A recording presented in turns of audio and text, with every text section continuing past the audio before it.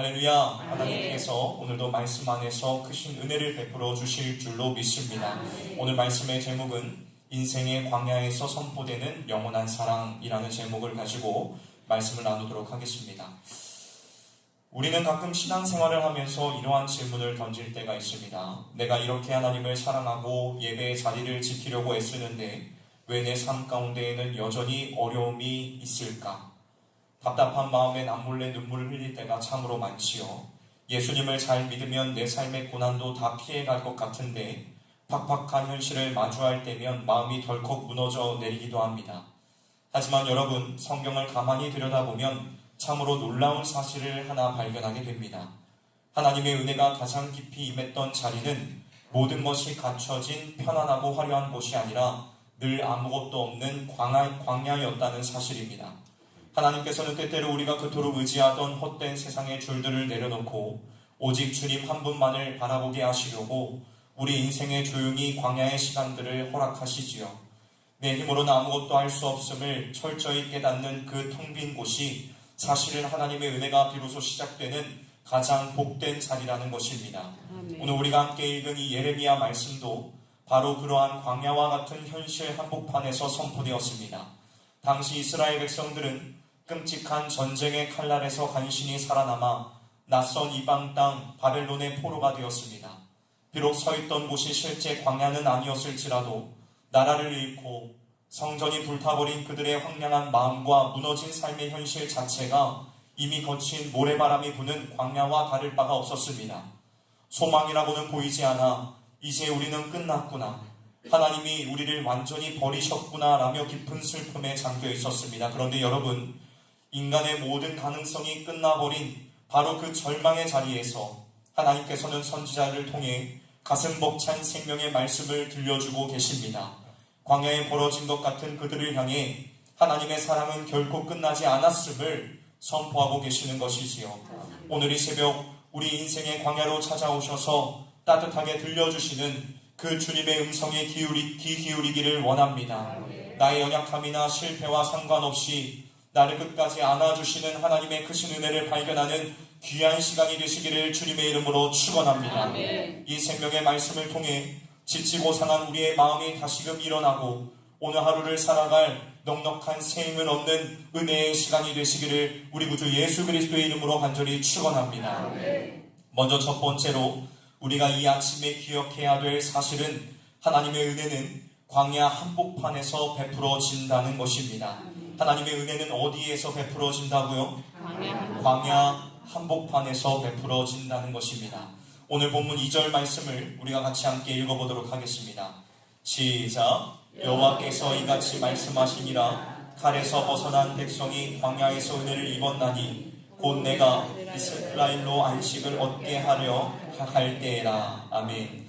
여러분, 하나님께서는 참혹한 전쟁에서 살아남아 바벨론으로 끌려가던 백성들을 향하여 참으로 놀라운 선언을 하십니다. 모든 것이 무너진 그 현실 속에서 하나님께서 너희가 지금 광야에서 은혜를 입었다라고 말씀하고 계십니다.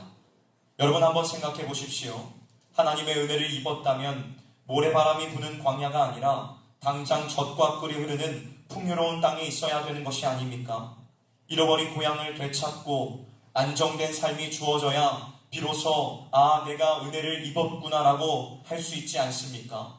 그러나 하나님께서는 고난이 끝난 비옥한 땅이 아니라 여전히 춥고 배고픈 광야에서 은혜를 입었고 안식을 얻게 될 것이라고 말씀하십니다.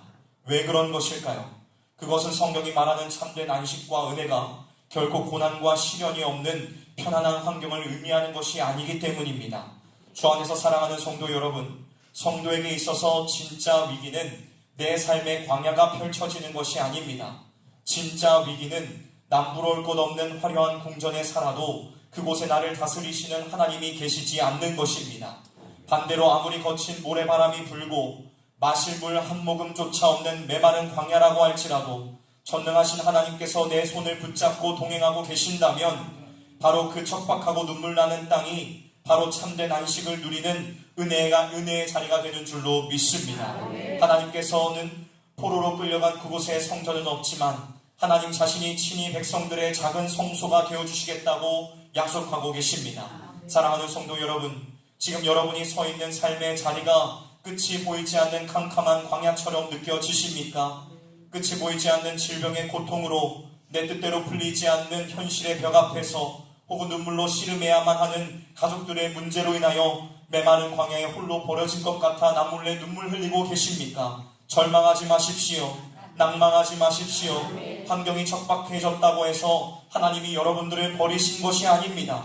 오히려 나의 힘과 능력이 완전히 바닥난 바로 그 광야가 나와 함께 걷고 계시는 하나님의 그 세밀한 손길을 가장 깊이 체험할 수 있는 은혜의 시간임을 기억하시기를 바랍니다. 오늘 이 새벽 눈에 보이는 현실만을 바라보며 원망하던 우리의 입술을 굳게 닫으시기를 바랍니다. 그리고 이 광야 한복판에서도 나와 동행하시며 참된 안식을 베푸시는 그 하나님을 굳게 붙잡음으로 우리의 삶의 현장이 은혜의 장소로 변화되는 놀라운 축복을 누리시기를 주님의 이름으로 축원합니다. 다음 두 번째로 우리는 주님의 영원한 사랑을 굳게 신뢰해야 합니다. 무엇을 신뢰해야 된다고요? 주님의 영원한 사랑을 굳게 신뢰해야 합니다. 오늘 본문 말씀 3절을 함께 읽어보도록 하겠습니다. 시작. 옛적에 여호와께서 나에게 나타나사 내가 영원한 사랑으로 너를 사랑하기에 인자함으로 너를 이끌었다 하였노라. 아멘. 여러분, 이 말씀은 포로지에서 자신들의 처지를 바라보며 이제 우리는 끝났다, 우리가 지은 죄 때문에 하나님께서 우리를 완전히 버리셨다라고 자책하던 이스라엘 백성들에게 들려주신 하나님의 음성입니다. 자기들 스스로조차도 용서할 수 없는 이 깊은 절망의 수렁에 빠진 자녀들을 향해 하나님께서 다가가 이렇게 말씀하십니다. 아니다, 나는 단 한 번도 너희를 놓은 적이 없단다.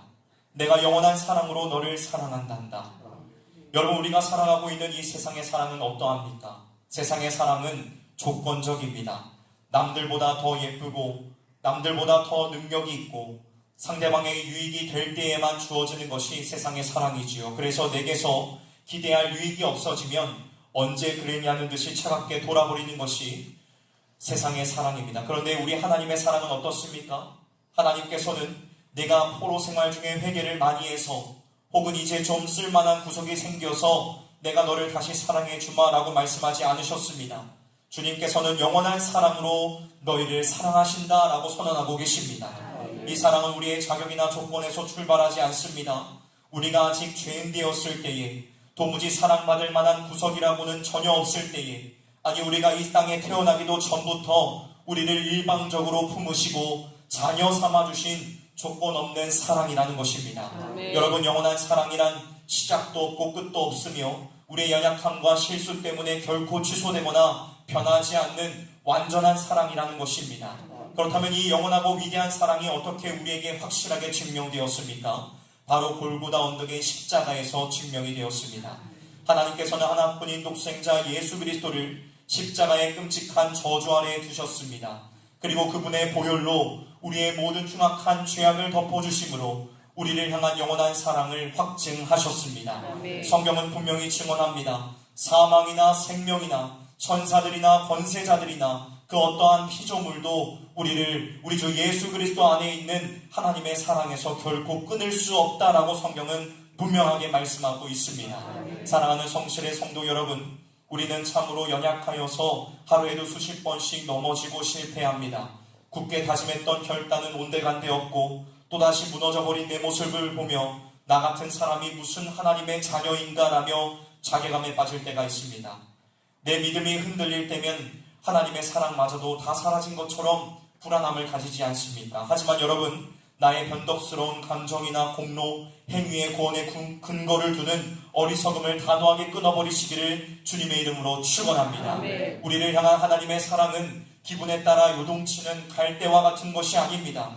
오늘 이 새벽 나를 정죄하는 사단의 이 거짓된 음성을 십자가 앞에 온전히 쳐서 복종시키기를 바랍니다. 그리고 내가 너를 영원한 사랑으로 사랑한다라고 말씀하시는 그 피 묻은 십자가의 사랑에 여러분의 영혼의 닻을 깊이 내리시기를 바랍니다.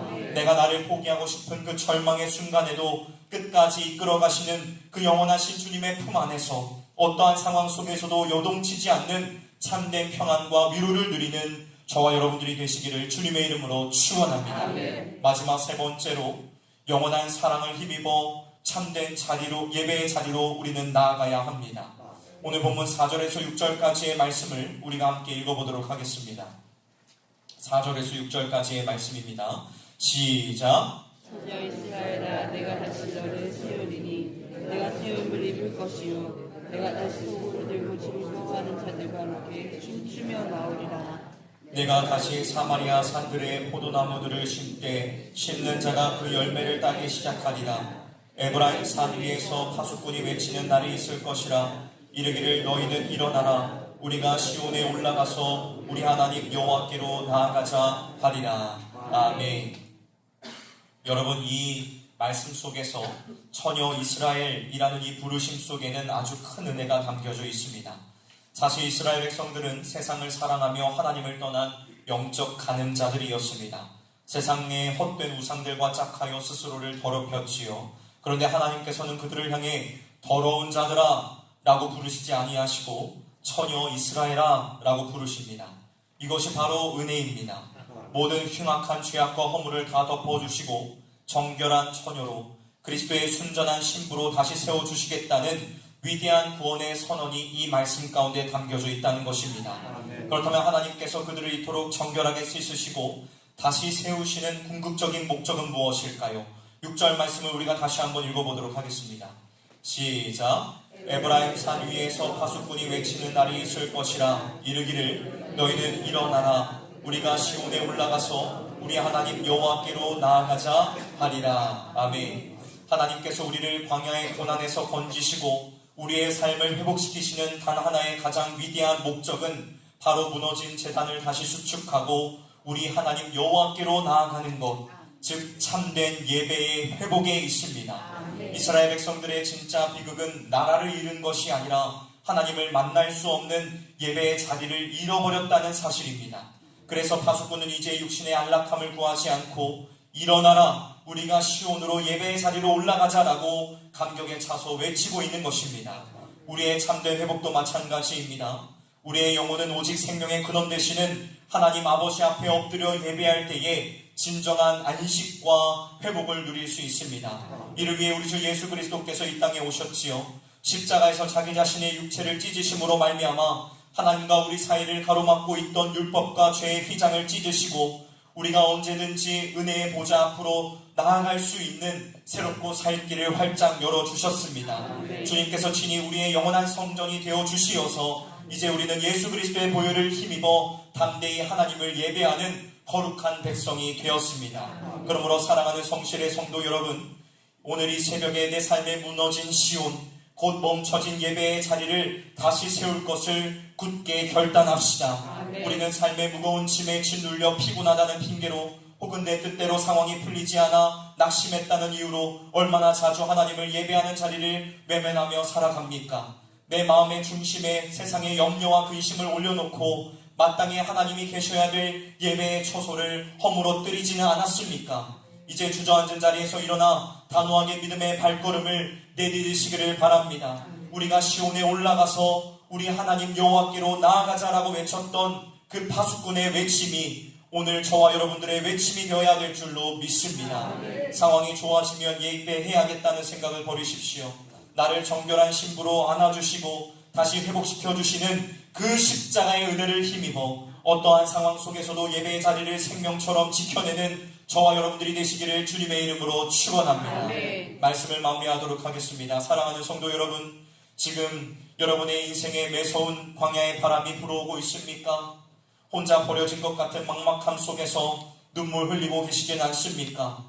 두려워하지 마십시오. 염려하지 마십시오.